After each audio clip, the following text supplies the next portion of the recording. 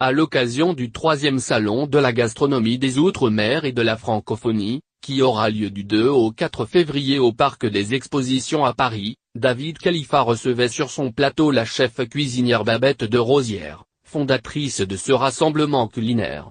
Touché par le décès, quelques jours plus tôt, de son ami et mentor Paul Bocuse, l'hyperactif de la cuisine antillaise a offert une belle déclaration au grand défenseur de la cuisine française, décédé le 20 janvier dernier à l'âge de 91 ans, il a été le chef emblématique de la France, il a véhiculé dans le monde entier le savoir-faire et le bon goût français.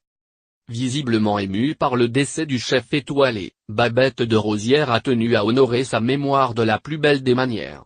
La chef a dévoilé une anecdote touchante sur sa première rencontre, en 1989, avec le pape de la gastronomie française. Je faisais partie d'une association de femmes chefs, nous avions fait le déplacement chez Paul Bocuse.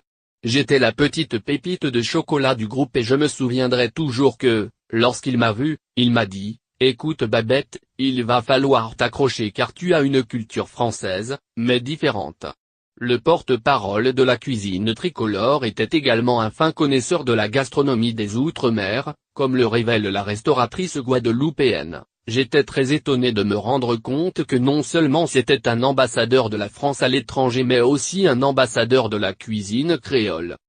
Interrogé par le présentateur sur sa présence aux obsèques du chef cuisinier, qui ont lieu ce vendredi à Lyon, Babette de Rosières acquiesce, bien sûr, accompagnée de mon mari.